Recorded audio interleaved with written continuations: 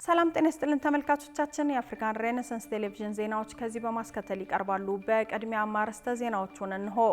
ኢትዮጵያ ለዘመናት ከተተበተበችበት የሴራ ፖለቲካና ጣት የመቀሰር አባዜ ወጥታ እውነተኛ ሀገራዊ መግባባት ላይ ለመድረስ የምታደርገው ጥረት ወሳኝ ምዕራፍ ላይ መድረሱ ተገለጸ።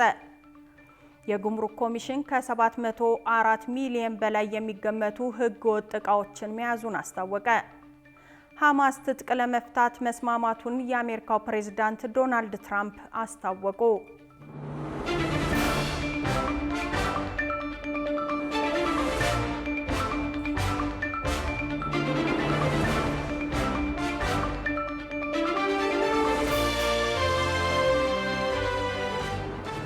ተመልካቾቻችን በያላችሁበት የዓለም ጥግ ሰላምታችን ይድረስ። ይህ የአፍሪካን ሬኔሳንስ ቴሌቪዥን የዜና ሰዓት ነው። የተመራረጡ ዜናዎቻችንን ወደ እናንተ እናደርሳለን። አብራችሁ እንድትሆኑ የምጋብዛችሁ ሜሮን ዋለልኝ ነኝ። ቅድሚያ ወዳደረግነው ዜና ስናልፍ ኢትዮጵያ ለዘመናት ከተተበተበችበት የሴራ ፖለቲካና ጣት የመቀሰር አባዜ ወጥታ እውነተኛ ሀገራዊ መግባባት ላይ ለመድረስ የምታደርገው ጥረት ወሳኝ ምዕራፍ ላይ መድረሱ ተገለጸ። በህገ መንግስቱ ላይ የተሰነቀረው ተቃርኖ አገሪቱን ወደ አዘቅት ከመክተቱ በፊት እኔ ብቻ ነኝ ልክ ከሚለው የልሂቃን በሽታ ተላቀን መነጋገር ብቸኛው የመዳኛ መንገዳችን መሆኑን ምሁራን እየሞገቱ ነው። በአዲስ አበባው የምክክር ጉባኤ ላይ እየተሳተፉ ያሉ ዜጎችና የኮሚሽኑ ኃላፊዎችም የተፈራው መኳረፍ ቀርቶ የሌላውን ስጋት የመረዳት ባህል ማቆጥቆጡን ይናገራሉ። ሪፖርተራችን ቃል ኪዳን ይጥና የህግ ባለሙያውን አቶ ፍሬው ሳሙኤልን ጥልቅ ምልከታ ከምክክር ጉባኤው ውሎ ጋር አዋህዶ ተከታዩን ዘገባ አጠናቅሯል። ሶስተኛ ሳምንቱን ያስቆጠረው ሀገራዊ የምክክር ጉባኤ የኢትዮጵያን ስስ ብልቶች በግልጽ ጠረጴዛ ላይ አስቀምጧል። ከአዲስ አበባና ድሬዳዋ ከተሞች አስተዳደር እስከ 5 የፌዴራል የስራ ቋንቋዎች፣ ከመንግስት የአወቃቀር ስርዓት እስከ ህገ መንግስቱ አንቀጽ 39 የመገንጠል መብት ድንጋጌ ድረስ ለዘመናት ሲያደሙን የነበረው አጀንዳዎች ዛሬ የጦፈ ክርክር እየተደረገባቸው ነው። ሆኖም እነዚህ ችግሮች ከየት መጡ?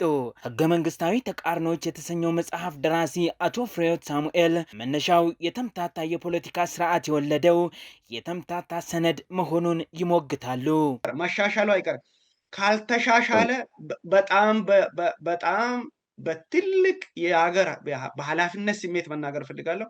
ካልተሻሻለ መጽሐፉ ላይ እንደጠቀስኩት የማይሻሻሉ ህገ መንግስቶች የገጠመው ዕጣ ይገጥመዋል።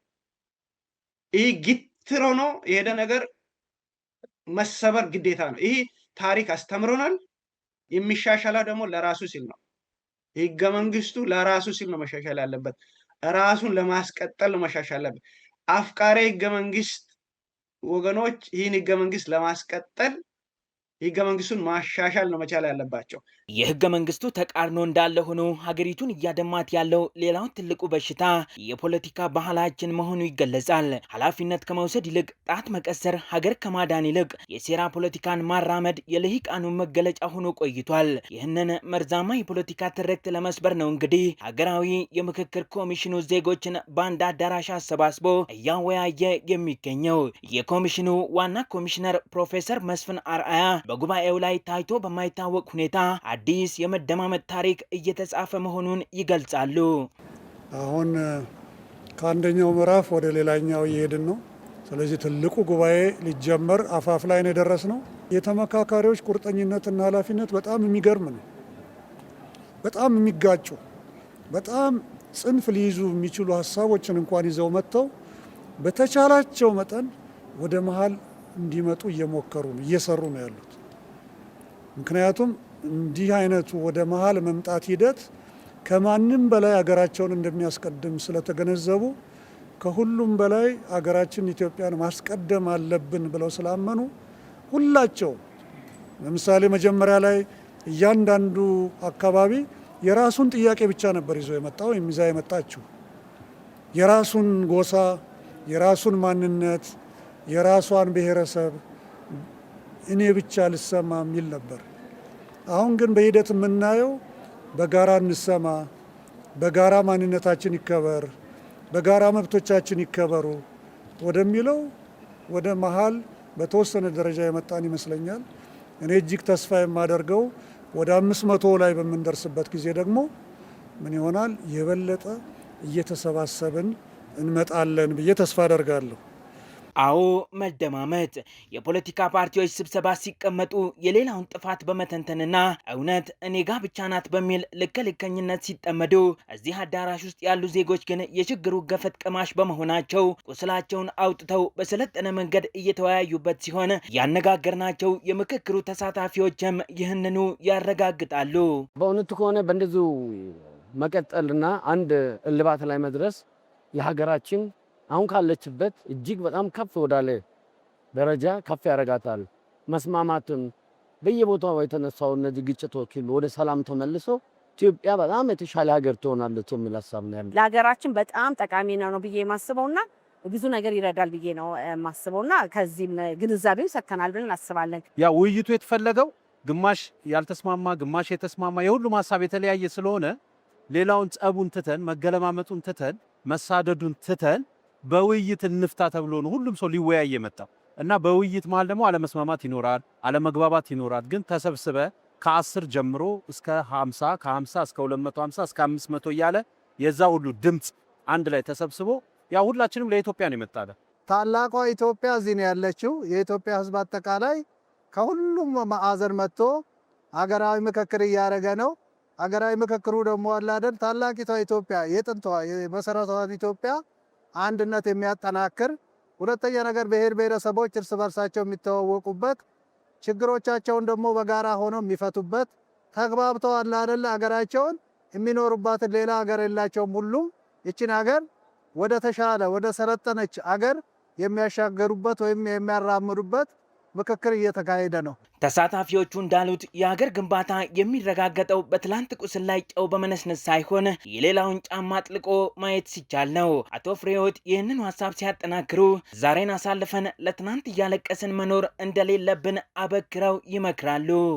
ሌላውን የቻልከውን ኃይል በሌላ እግር ሆነ መስማት፣ የዛ ሰውዬ ስጋት የኔ ስጋት ነው ብሎ የዛ ሰውዬ ተስፋ የኔም ስጋትና ተስፋ ለመጋራት መሞከር። ወጣት የኦሮሞ ወጣት ጨልሞበት የደቡብ ሊበራለት አይችልም። የአንድ ሀገር ተስፋ የኦሮሞ ወጣት ቀን ሲጨልምበት የደቡብ ወጣት ብሩህ የሚሆን ከመሰለው we are doomed። አንድ ሀገር መገንባት ላይ ፌል አድርገናል ማለት ነው። የተመጠነ ትላንት በጥልቀት የሚታስብበት ዛሬ ነገን ያዋልድልሃል። እንደ ምሁራኑ እይታ ኢትዮጵያውያን አብዛኛውን ጊዜያቸውን የሚያጠፉት የትናንት እስረኞች ሆነው በማልቀስና በመወቃቀስ ነው። እዚህ ከጀርባዬ የምትመለከቱት አዳራሽና ሌሎችም ተመሳሳይ አዳራሾች ውስጥ ኢትዮጵያውያን በሀገራዊ ምክክር ኮሚሽን ስር ተሰባስበው እየተመካከሩ የሚገኙት ግን ትናንትን በጥልቀት በማሰብ ዛሬን የማዋለድ ነገንም በተስፋ የመምራት ትልቅ ታሪካዊ ኃላፊነትን ተሸክመው ነው። እኔ ብቻ ነኝ ልክ ማለትና ሌሎችን ልክ አይደላችሁም ብሎ የመፈረጅ አባዜ ከቀረና ሁላችንም የሚያስማማን ነገር ይኖራል ብሎ በማመን ወደ ውይይት ከቀረብን ኢትዮጵያ ጠንካራ ሀገረ መንግስት የምትጥልበት ተስፋ እዚህ እየተሰራ ይገኛል። ለአፍሪካ ሬኔሳንስ ቴሌቪዥን ዘገባ ቃል ኪዳን ይጥና ነኝ ከተስፋው መድረክ አዲስ ዓለም አቀፍ ኮንቬንሽን ማዕከል አዲስ አበባ። የጉምሩክ ኮሚሽን ከ704 ሚሊዮን በላይ የሚገመቱ ህገወጥ እቃዎችን መያዙን አስታወቀ። ኮሚሽኑ በ6 ቀናት ውስጥ ባካሄዳቸው ክትትሎች ነው እነዚህን ንብረቶች በቁጥጥር ስር መዋሉን ያስታወቀው። አብሳላት ቴዎድሮስ ዝርዝር አላት። የጉምሩክ ኮሚሽን ከሐምሌ 16 እስከ 22 ቀን 2018 ዓ.ም ባከናወነው የክትትልና የህግ ማስከበር ስራ 661.1 ሚሊዮን ብር የገቢና 43.3 ሚሊዮን ብር የወጪ ኮንትሮባንድ እቃዎችን በመያዝ በድምሩ 704.4 ሚሊዮን ብር ግምታዊ ዋጋ ያላቸውን የኮንትሮባንድ እቃዎች በቁጥጥር ስር መዋሉን አስታውቋል። በቁጥጥር ስር ከዋሉት እቃዎች መካከል አዳዲስና ያገለገሉ ልብሶች፣ ኤሌክትሮኒክስ፣ የግንባታ ግብዓቶች፣ ቡና፣ ጥራጥሬ፣ የተሽከርካሪ መለዋወጫዎች፣ የቁም እንስሳት፣ የመዋቢያ እቃዎች፣ ጫት፣ አደንዛዥ እጾች፣ መድኃኒቶች፣ ማዕድናትና የውጭ ሀገር ገንዘቦችም ይገኙበታል። በሳምንቱ የተከናወነ የኮንትሮባንድ ቁጥጥር ስራ ከፍተኛ ውጤት ያስመዘገበ ሲሆን የአዋሽ፣ የአዲስ አበባ ሪፖርት፣ የጅጅጋ ጉምሩክ ቅርንጫፎች በተያዙ እቃዎች መጠን ቀዳሚ ሆነዋል። እነዚህ ቅርንጫፎች በቅደም ተከተል 261 ሚሊዮን፣ 111 ሚሊዮን እና 90 ሚሊዮን ብር ግምታዊ ዋጋ ያላቸውን የኮንትሮባንድ እቃዎች መያዛቸውም ተገልጿል። እቃዎቹ በጉምሩክ ኮሚሽን ሰራተኞች፣ በፌዴራልና በክልል ፖሊስ አባላት እንዲሁም በህብረተሰቡ ትብብር በተደረገ ፍተሻ በደረሰ ጥቆማና በበረራ የተያዙ ሲሆን 34 ተጠርጣሪዎችና 14 ተሽከርካሪዎችን በቁጥጥር ስር መዋላቸውም ተጠቁሟል። ኮሚሽኑ በዚህ ህግ ማስከበር ስራ የተሳተፉ የኮሚሽኑ ሰራተኞችና አመራሮች፣ የፌዴራልና የክልል ፖሊስ አባላት እንዲሁም ለጥቆማ በማድረግ ያስተዋጽኦ ላበረከቱት የህብረተሰብ ክፍሎች ምስጋናውንም አቅርበዋል። በተጨማሪ የኮንትሮባንድ የህገወጥ ንግድና አፈጻጸም ስልት በተከታታይ የተቀየረ በመሆኑ በሀገሪቱ ኢኮኖሚ፣ በመንግስት ገቢ፣ በህጋዊ ንግድና በኢንቨስትመንት ላይ የሚያሳድረውን ከባድ ተጽዕኖ ለመቀነስ የጉምሩክ ኮሚሽን ብቻ የሚያደርገው ጥረት በቂ እንዳልሆነም ተገልጿል። በመሆኑም ሁሉም ባለድርሻ አካላት፣ የጸጥታ ተቋማት፣ የንግዱ ማህበረሰቡና መላው ህብረተሰቡ የበኩሉን ኃላፊነት በመወጣት ከኮንትሮባንድ ጋር የሚደረገውን ትግል እንዲያጠናክሩም ጥሪ አቅርቧል። ሐማስ ትጥቅ ለመፍታት መስማማቱን የአሜሪካው ፕሬዝዳንት ዶናልድ ትራምፕ አስታወቁ። የአሜሪካ ፕሬዝዳንት ዶናልድ ትራምፕ በጋዛ ውስጥ የሚገኘው ሐማስ ሙሉ በሙሉ ትጥቅ እንዲፈታ በአሜሪካ መሪነት የተለያዩ ሀገራት ካቋቋሙት የሰላም ቦርድ ጋር ስምምነት ላይ መድረሱን አስታውቀዋል። ዝርዝር አለን። የአሜሪካው ፕሬዝዳንት ዶናልድ ትራምፕ በጋዛ ውስጥ የሚገኘው ሐማስ ሙሉ በሙሉ ትጥቅ እንዲፈታ ከሰላም ቦርድ ጋር ስምምነት ላይ መድረሱን አስታውቀዋል። አንድ ከፍተኛ የሐማስ ኃላፊውም ቡድኑ እቅዱን መቀበሉን ለቢቢሲ አረጋግጠው በቅርቡ ይፋዊ መግለጫ እንደሚወጣ የገለጹ ሲሆን እስራኤል ግን እስካሁን ይፋዊ አስተያየቷን አልሰጠችም። በሰላም ቦርዱ መግለጫ መሰረት ስምምነቱ ለብዙ ወራት የቆዩ ድርድሮችን የሚያጠናቅቅ ሲሆን አሁን ትኩረቱ በአፈጻጸም ላይ እንደሆነ ገልጿል። እቅዱ በአሜሪካ የተደገፈው የጋዛ የተኩስ አቁም ስምምነት ሁለተኛ ምዕራፍ ሲሆን የሐማስን ትጥቅ መፍታት፣ የእስራኤልን ጦር ከጋዛ ማስወጣትና የጋዛን መልሶ ግንባታ ያካትታል። ትራምፕ እንደገለጹት ትጥቅ መፍታቱ ከተጠናቀቀ በኋላ እስራኤል ከጋዛ እንደምትወጣ የታቀደ ሲሆን ጋዛን በአዲስ የፍልስጤም አስተዳደር ስር እንድትተዳደር ታቅዷል ብለዋል።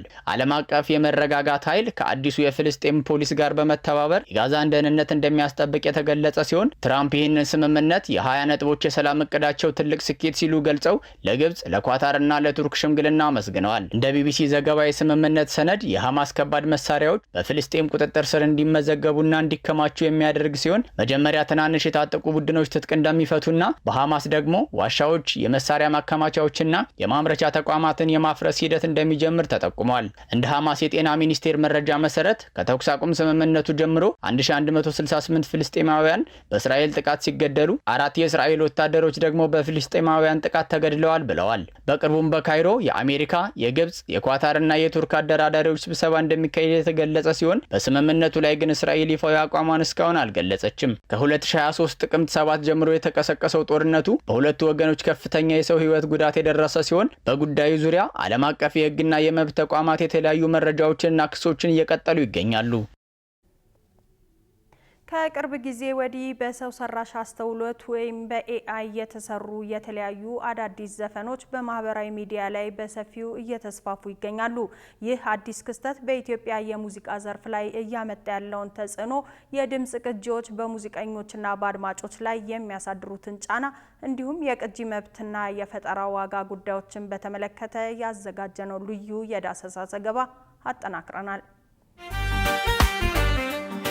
በዘመናችን ለኪነ ጥበብ እድገት የሰዎች እውነተኛ የፈጠራ ጥበብና የቴክኖሎጂ ፈጣን እድገት ፊት ለፊት የሚጋጩ ሳይሆን እኩል ዋጋ ያላቸው አእምሯዊ ክስተቶች ሆነዋል። በአሁኑ ወቅት በማህበራዊ ሚዲያዎች ላይ የሰው ሰራሽ አስተውሎት ወይም የኤአይ አጠቃቀም በኢትዮጵያ የሙዚቃ ኢንዱስትሪ ውስጥ በግልጽ መታየት መጀመሩን ተከትሎ በዘርፉ የወደፊት ዕጣ ፈንታ ላይ የሚፈጥረው ውጤት አሉታዊ ነው ወይንስ አዎንታዊ በሚለው ዙሪያ ብዙ ክርክር አስነስቷል። ለመጀመሪያ ጊዜ በዲጂታል መድረኮች ላይ በኤአይ የተሰሩ የሀገር ውስጥ ሙዚቃዎች፣ የአንጋፋ አርቲስቶች ድምጽና አዳዲስ ዜማዎች በሰፊው መዘዋወራቸው በሙዚቃ ባለሙያዎች፣ በአቀናባሪዎችና በህግ አዋቂዎች ዘንድ ሰፊ የሀሳብ መለዋወጥና ክርክር ፈጥሮም ቆይቷል። ይህንን አዲስ የቴክኖሎጂ ክስተት ልዩ የሚያደርገው አንድ ነገር ቢኖር ቀደም ሲል ወደ ሙዚቃዊ ኢንዱስትሪ ለመግባት ገንዘብ፣ ከፍተኛ የስቱዲዮ ክራይ ወይም በዘርፉ ውስጥ የነበሩ የሰዎች ትውውቅ አቅም ያልነበራቸው በርካታ ወጣት ጀማሪዎች አጋጣሚውን እንደ ትልቅ የፈጠራ እድል እየተጠቀሙበት መሆኑ ነው። በሌላ በኩል ደግሞ የሰው ልጅ የፈጠራ ውጤቶችን እያዳፈነ ሊመጣ የሚችልበት እድል ሊኖር ይችላል በሚል የሚያመጣው አሉታዊ ተጽዕኖ ቀላል ሊሆን እንደማይችል ይገለጻል። በኢትዮጵያ የመጀመሪያውን የኤአይ ሙዚቃ አልበም የሰራው ጋዜጠኛና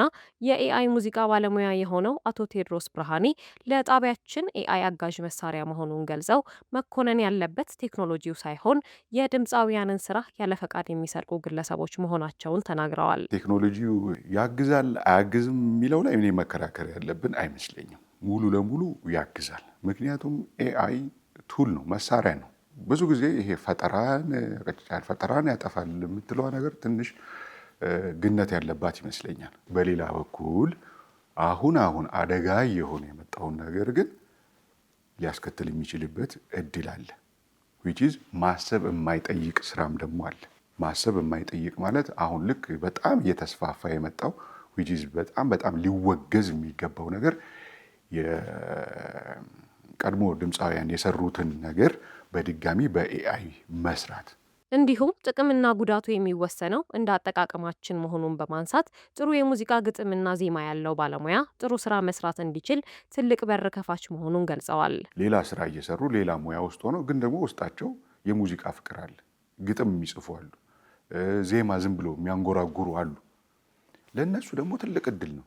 የት ልውሰደው፣ ማን ይልኝ፣ ለማን ላሳየው ብለው ልክ የኔ መነሻ እንደሆነው ማለት ነው። እኔ አሁን ረጅም ዓመት ነው ዝም ብዬ ግጥም ዜማ ስሞነጫጭር የነበረው የተለያዩ አቀናባሪዎች ጋር ሲሄድ የነበረው ምናምን። ግን ኤአይ ሲመጣ በቃ በኋላ አራግፌ ተስፋ ቆርጬ የነበርኩት ሰውዬ ትቼው የነበርኩት ሰውዬ እስቲ ይህንን ቴክኖሎጂ ልጠቀምና ቢያንስ ጥሜ ልወጣ እግረ መንገድም ደግሞ ቴክኖሎጂውን ላስተዋውቅ በሚል ነው የገባሁት። ሰው ለእንደዚህ አይነት ሰዎች ደግሞ እድል ነው።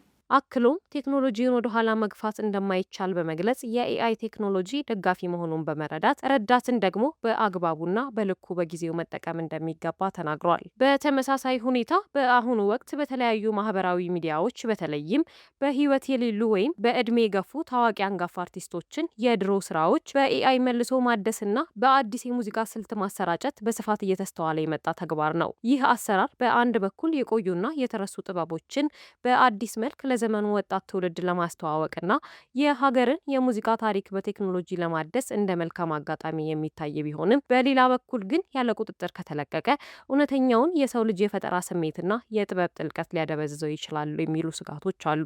በዚህ ጉዳይ ላይ ያነጋገርናት የሙዚቃ መምህርትና የሙዚቃ ባለሙያ ብሌን ዮሴፍ ታዲያ ይህ ቴክኖሎጂ ለሙዚቃው ኢንዱስትሪ የሚፈጥረው ተጽዕኖ ምን ይመስላል፣ ምንስ መደረግ አለበት ለሚለው ጥያቄ የሚከተለውን ምላሽ ሰጥታለች። ኤአይን መጠቀም ማለት በጣም ብዙ አይነት የራሱ የሆነ ክፍፍሎች አሉት። አሁን ለምሳሌ ሙሉ ለሙሉ ግጥምና ዜማውን ራሱ ሰርቶልሽ፣ የሙዚቃ ቅንብሩን ራሱ ሰርቶልሽ፣ የድምጽ ራሱ የሴት የወንድ ብሎ አስመርጦሽ ኤቭሪቲንግ ከሰው ስሜትና ከሰው ክሬቲቪቲ ውጪ የሆነ ነገር የሚያቀርብልሽ አይነት አካሄድ አለው አይደለ? ኤአይ ተወሰኑ አፕሮቾችንም እንዴት ነው እስቲ ብለሽ ለመመርመር እንደ ሙዚቀኛ የምትጠቀሚበት መንገድ አለና አሁን ሙሉ ለሙሉ ግን እንዳልኩሽ ደግሞ ሙሉ ለሙሉ ምጤው ነገር መሆን ስለሌለበት እንደ ኢንስፓይሬሽን መጠቀም ይቻላል።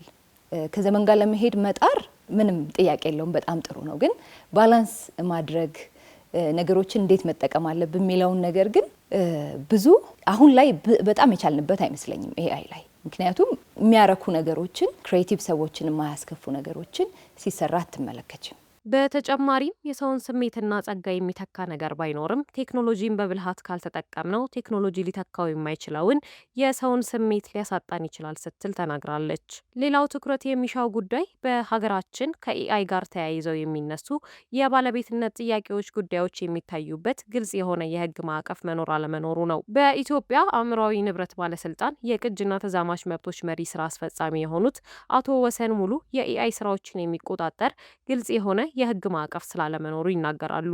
ኤአይ አዲስ የመጣ ክስተት ነው። እንግዲህ ኤአይ በአሁኑ ሰዓት የፍላጎትን ብቻ ሳይሆን ግዴታም እየሆነ መጥቷል።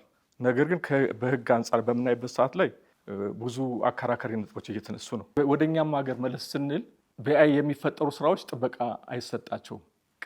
ጥበቃ የሚሰጠው በሰው አእምሮ ለተፈጠረ ስራ ነው። በዓለም አቀፍ አእምሯዊ ንብረት ደረጃም ብናይ ኤአይ ጥበቃ ይሰጠዋል ወይስ አይሰጠውም በአእምሯዊ ንብረት የሚለው እየተከራከሩበት ያለው ጉዳይ ነው።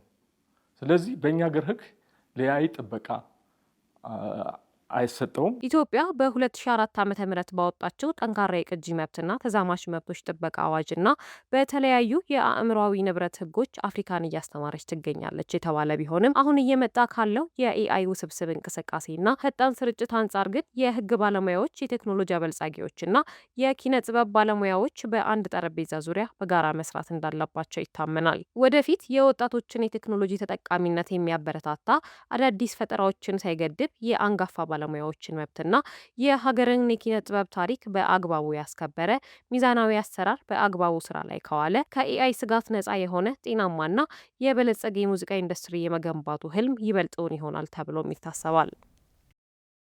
ክብራትና ክብራን ተመልካቾቻችን አሁንም የአፍሪካን ሬኔሳንስ ቴሌቪዥን ዜናዎች እንደቀጠሉ ናቸው። ወደ ቀጣዮቹ ጉዳዮቻችን ከመሻገራችን በፊት ይፋዊ የማህበራዊ ገጾቻችንን ልናስታውሳችሁ ወደድን። በቴሌቪዥን ስርጭት ያለፏችሁን ፕሮግራሞቻችንን ከ1.8 ሚሊዮን በላይ ሰብስክራይበሮች ባሉት አርትስ ቲቪ ወርልድ የዩቲዩብ ገጻችን በኩል ልትከታተሉ ትችላላችሁ።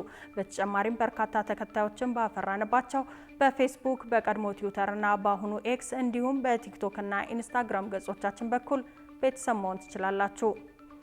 ካፍታ ቆይታ በኋላ በአርትስ ስፔሻል የመረጃ ሰዓታችን ልዩ የመዝናኛ የኪነ ጥበብና የሁነት መረጃዎች ወደ እናንተ እናደርሳለን። ይጠብቁን። ክብራን ተመልካቾቻችን አሁን ሰዓቱ በየሳምንቱ ወደ እናንተ የሚደርሰው አርትስ ስፔሻል ልዩ የመዝናኛ የኪነ ጥበብና የሁነት መረጃዎች ነው። ልዩ መረጃዎቹ በባልደረባችን ናቲማናዬ ወደ እናንተ ይደርሳሉ። ከመረጃዎቹ ጋር መልካም ቆይታ።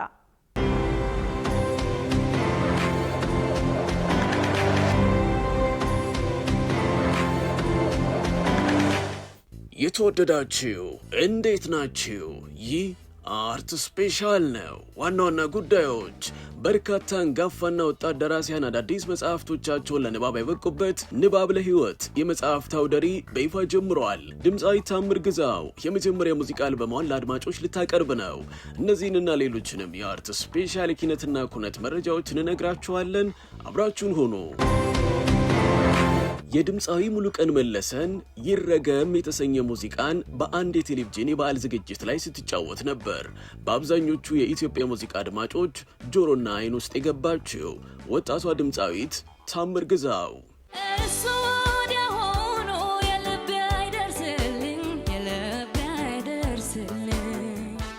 ከዚህ ዝግጅት በኋላም ነበር በተለያዩ ጊዜያት ምነዋ፣ ቸኳኩዬ፣ መታ መታ የተሰኙ ነጠላ ሙዚቃዎችን በተከታታይ ለአድማጮች ያቀረበችው።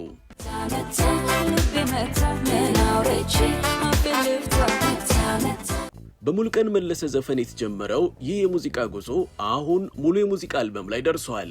ድምፃዊ ታምር ግዛው የሙዚቃ አልበሟን ለአድማጮች ልታቀርብ ቀጠሮ ይዛለች። የአንጋፋና ወጣት የግጥምና ዜማ የቅንብር ባለሙያዎች የተሳተፉበት አልበም በሚቀጥለው ነሐሴ ወር ለአድማጮች እንደሚቀርብ የአርትስ ስፔሻል የዝግጅት ክፍል ከድምፃዊቷ ሰምቷል።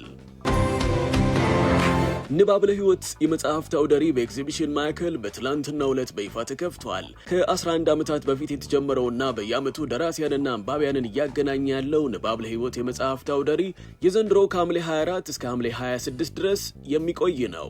የኢትዮጵያ ቤተ መዛግብትና ቤተ መጻሕፍት አገልግሎት ወመዘክር፣ የአዲስ አበባ ዩኒቨርሲቲ ፕሬስ እና ሌሎችም ተቋማትም የንባብ ለህይወት አካል ናቸው ተብሏል። በአውደ ርዕዩ ላይ የልጆች መጽሐፍት፣ የታሪክ፣ የፖለቲካ፣ የልብ ወለድ፣ ግጥም፣ የጠፉና አዳዲስ መጽሐፍትን ጨምሮ የተለያዩ ዘውጎች ይገኛሉ ተብሏል። ደራሲያንን ማስፈረምና የጋራ ፎቶዎችን መነሳት ከማተም የወጡ አዳዲስ መጽሐፍቶችን በአንባቢያን ማስመረቅ የአውደ ርዕዩ አንድ አካል ናቸው። በዚህ አውደ ርዕይ ላይ በርካታ ደራሲያን አዳዲስ መጽሐፍቶቻቸውን ለአንባቢያን አቅርበዋል።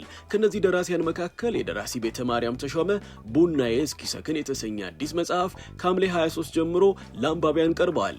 የፍቃዱ አየልኝ ገበታ አዲስ መጽሐፍም በዚህ ሳምንት ለንባብ የበቃ መጽሐፍ ሲሆን ደራሲው አስቀድሞ ግርባቢያ ደግሶ የተሰኘ መጽሐፉን ለአንባቢያን ማቅረቡ ይታወሳል። የገጣሚ መዘክር ግርማ ከመንደሮች መሃል የተሰኘ አዲስ መጽሐፍም ተመርቆ ለአንባቢያን ቀርበዋል። በተጨማሪም የዶክተር በድሉ አክጅራ አደይና ጥቀርሻ፣ የፍቅረ ማርቆስ ደስታ፣ የአምባው ላይ ልዑላን ዩኒቨርሲቲ፣ የገጣሚ ሰለሞን ሳህለ ፍቅር እኮ ነው፣ የዋሲውን በላይ አልገባም ጎጆዬ መጽሐፍትም ለንባብ የበቁ መጽሐፍት ናቸው። በአንድ መቀነት ሁለት እውነት ዋና የፊልሙ ሐሳብ ወይም ጭብጥ እንደሆነ የተገለጸለት መቀነት የተሰኘ አዲስ ፊልም ለእይታ ሊበቃ ነው። መሄድ አልነበረብኝ። አንቺን ሳልወድ ሀገሬን መውደድ ልክ አልነበር። ፊልሙ በሰርካዲስ መጋቢያው ተዘጋጅቷል። ደመጣ እናት ላይ የምትመሰጠው ነገር አሁን ላይ ሁላችን ለምንኖረው የተሟላ ህይወት መሰረቱ እሷ ነች። በትወናው ደሳለኝ ኃይሉ፣ አዲያም ሽመልስ፣ ዮሴፍ ባዘዘውና ሌሎችም ተሳትፈውበታል። ለምን ነው ወታደረኩ ተስተበር እስኪ ምልከን ተመልከት። በቃ ፊልምስ የቀረበው የአዲስ ፊልም በመጪው ሰኞ ሐምሌ 27 ቀን 2018 ዓ.ም ከቀኑ 11 ሰዓት ጀምሮ ፍላሚንጎ አካባቢ በሚገኘው በአዲሱ የህፃናትና ወጣቶች ቲያትር ቤት አዳራሽ በደማቅ ሁኔታ ይመረቃልም ተብለዋል። በደራሲ ምህረት ደገፍ የተዘጋጀውና ማህበራዊና ተፈጥሯዊ ጉዳዮችን የያዘው የወቦች ንግስት የተሰኘ አዲስ መጽሐፍ ሊመረቅ ቀጠሮ ተይዞለታል። የወቦች ንግስት መጽሐፍ 11 አጫጭር ልቦለዶችንና 11 ግጥሞችን ያካተተ እንዲሁም በ120 ገጾች የተቀነበበ መጽሐፍ ነው። መጽሐፉ የሀገር ፍቅር ስሜትን፣ የቤተሰብ ትስስርን፣ ፍቅርን እንዲሁም የተለያዩ ማህበረሰባዊ አስተሳሰቦች የተንጸባረቁበት መጽሐፍ እንደሆነ ደራሲዋ ተናግራለች። ቅዳሜ ሐምሌ 25 2018 ዓ.ም በኢትዮጵያ ቤተ መዛግብትና ቤተ መጻሕፍት አገልግሎት ወመዘክር አዳራሽ ከቀኑ 10 ሰዓት ጀምሮም የተለያዩ እንግዶች በተገኙበት ይመረቃል። ክቡራትና ክቡራን ተመልካቾቻችን በዚህ ሳምንት ያዘጋጀንላችሁ የአርት ስፔሻል የኪነትና ኩነት መረጃዎች ይህንን ይመስሉ ነበር። ስለተከታተላችሁን እናመሰግናለን።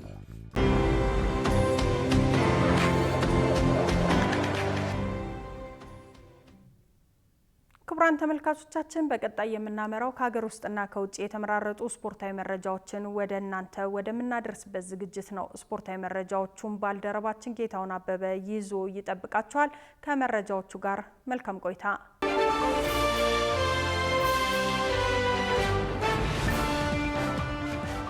አመሰግናለሁ ሜሮን። መረጃዎቻችንን ከሀገር ውስጥ እናስቀድማለን። የኢትዮጵያ እግር ኳስ ፌዴሬሽን የፕሬዝዳንትነት ምርጫ የእጩዎች ጥቆማ በይፋ ጀመረ።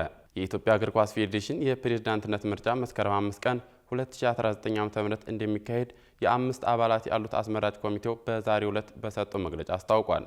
በዚሁ መግለጫ መሰረት እጩዎች ከዛሬ ጀምሮ ለሚቀጥሉት 10 ተከታታይ ቀናት አስፈላጊውን ዶክመንት በማሟላት ለፌዴሬሽኑ ማድረግ የሚጠበቅባቸው ሲሆን አስመራጭ ኮሚቴው የምርጫውን ዝርዝር ሁኔታና ቀን ለፊፋና ለካፍ ማሳወቁንም ይፋ አድርጓል። አሁን ያለው ስራ አስፈጻሚ ኮሚቴ የስራ ዘመኑ መጠናቀቅን ተከትሎ በሚካሄደው የዘንድሮ ምርጫ የፕሬዝዳንትነት እጩዎች ብቻ የሚወዳደሩ ሲሆን እያንዳንዱ እጩ ቢያንስ 2 ሴቶችን ያካተተ ባለ 8 አባል የራሱን ስራ አስፈጻሚና ተመሳሳይ 2 ሴቶች ያሉበት 5 ተጠባባቂ አባላት ይዞ የሚወዳደር ይሆናል ተብሏል። የፌዴሬሽኑ ፕሬዝዳንት ምርጫ መስከረም 5 ቀን 2019 ዓ.ም የሚደረግ ሲሆን ለምርጫው አስፈላጊ ቅድመ ሁኔታዎች መሟላታቸው ተገልጿል።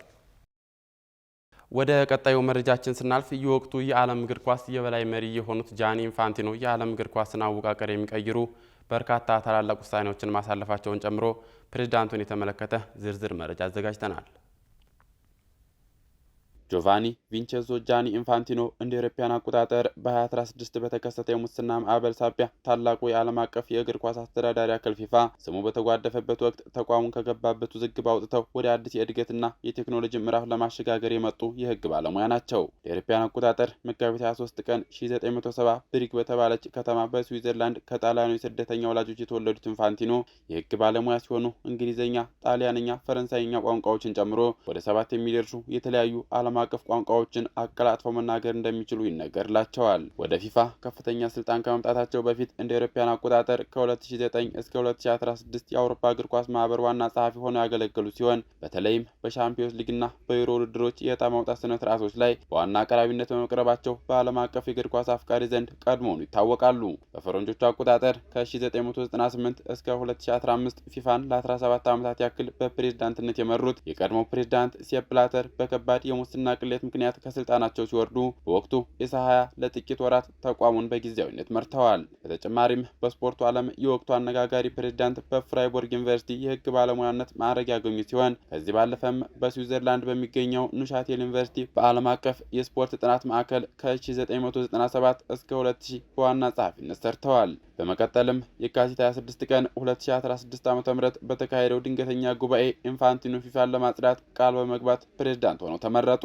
ከዚያም በ2019 በፓሪስ እንዲሁም በ23 በሩዋንዳ ኪጋሊ በተካሄዱ ጉባኤዎች ያለ ተፎካካሪ በድጋሚ ተመርጠዋል። የወቅቱ የዓለም እግር ኳስ የበላይ አካል መሪ የሆኑት ኢንፋንቲኖ የዓለም እግር ኳስን አወቃቀር የሚቀይሩ በርካታ ታላላቅ ውሳኔዎችን ያስተላለፉ ሲሆን በተለይ የዓለም ዋንጫ ተሳታፊ ሀገራትን ቁጥር ከ32 ወደ 48 ከፍ ማድረግ በዋናነት ተጠቃሽ ነው። ከዚህ ባለፈም የዘመናዊ ቴክኖሎጂ አጠቃቀም በተመለከተ በውሳኔዎች ላይ የሚፈጠሩ ስህተቶችን ለመቀነስ የቪዲዮ ረዳት ዳኝነት ቫር እንደ አውሮፓውያን አቆጣጠር በ2018 የሩሲያ ዓለም ዋንጫ ላይ በይፋ ማስተዋወቃቸው ይታወሳል።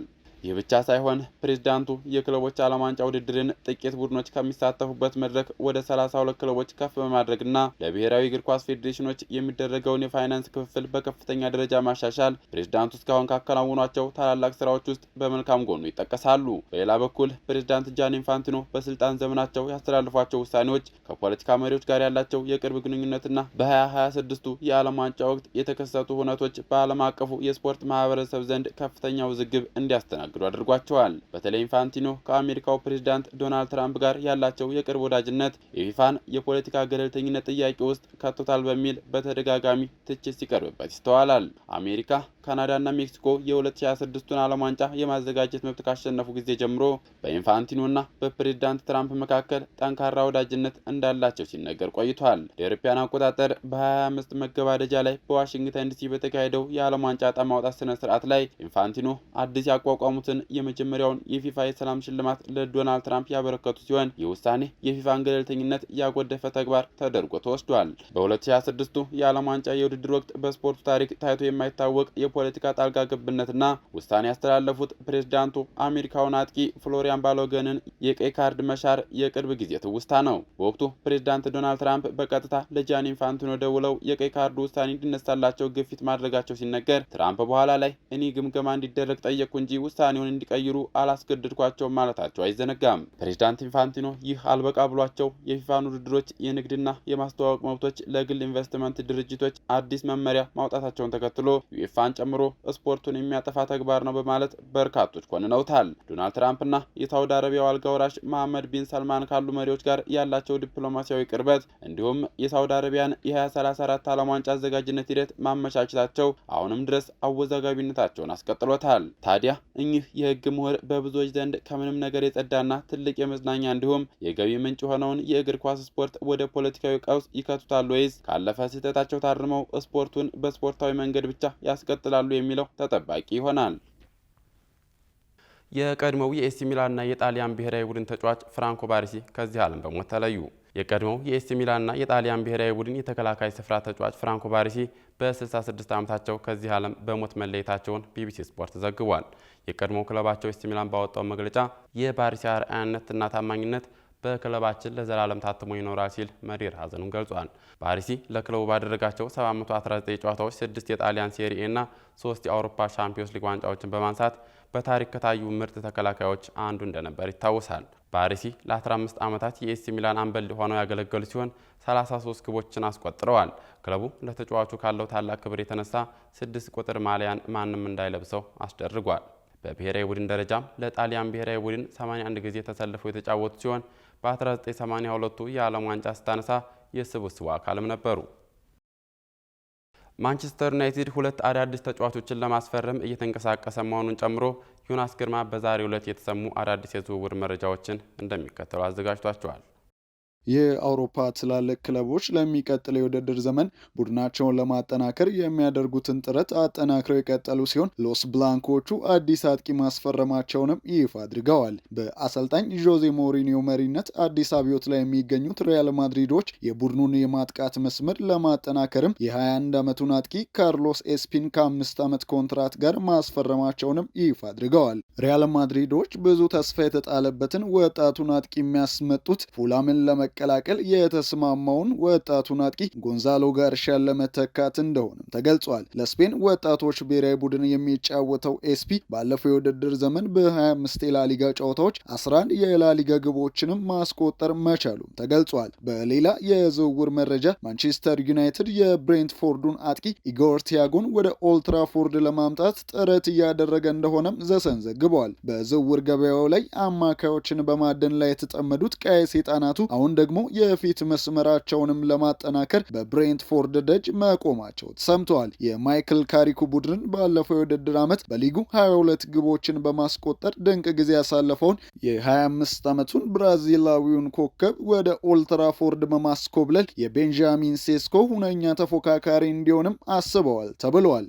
በሌላ በዛሬው ዕለት በተሰማ የማንቸስተር ዩናይትድ ዜና መሰረት ቀይ ሰይጣናቱ የኒውካስል ዩናይትዱን የግራ መስመር ተጫዋች ሉዊስ ሆልን ለማስፈረም አማራጮችን እየተመለከቱ እንደሚገኝ ተገልጿል። በትላንትናው ዕለት ከአሰልጣኛቸው ጋር የተለያዩት ኒውካስል ዩናይትዶች የ21 ዓመቱን ተጫዋች በቀላሉ ይለቃሉ ተብሎ ባይጠበቅም ማንቸስተር ዩናይትድ ግን የተጫዋቹን ሁኔታም በቅርበት እየተከታተለ እንደሚገኝ ስካይ ስፖርት ዘግቧል። በሌላ በኩል በማንቸስተር ሲቲ የኤሲያ የቅድመ ውድድር ዘመን ዝግጅት ስብስብ ውስጥ ሳይካተት የቀረው እንግሊዛዊው የክንፍ ተጫዋች ጃክ ግሪሊሽ በሳውዲ ፕሮ ሊጉ አልሂላል ክለብ በጥብቅ እንደሚፈለግም ዘጋርዲያን ዘግበዋል። ዘገባው አክሎም የሳውዲው ክለብ ተጫዋቹን ለማስፈረም የሚያስፈልገውን የትኛውንም የገንዘብ መጠን ለመክፈል ዝግጁ እንደሆነም ጠቅሷል። በከፍተኛ ገንዘብ ከአስተን ቪላ ወደ ማንቸስተር ሲቲ ተዘዋውሮ የተጠበቀውን ያህል ግልጋሎት መስጠት ያልቻለውና ያለፈውን የውድድር ዓመት በውሰት በኤቨርተን ቤት መጠነኛ መሻሻል ያሳየው ግሪሊሽ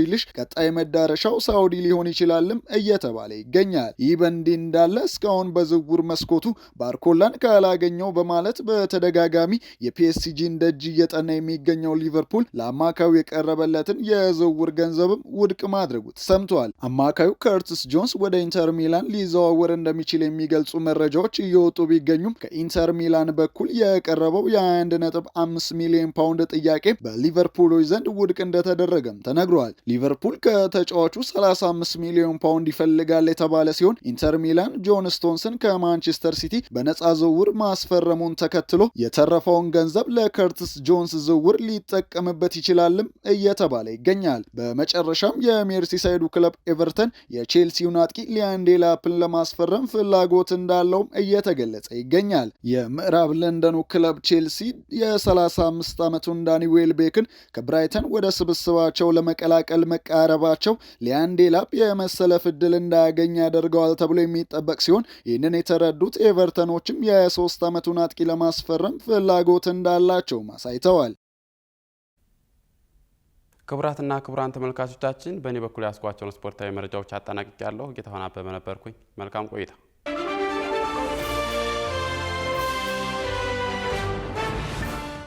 ውድ ተመልካቾቻችን የአፍሪካን ሬኔሳንስ ቴሌቪዥን የሰዓቱ ዜናዎች የተከታተላችሁትን ይመስሉ ነበር። ስለሰጣችሁን ጊዜ ከልብ እያመሰገንን ከዜናዎቹ ጋር ሜሮን ዋለልኝ ቆይታ አድርጌያለሁ።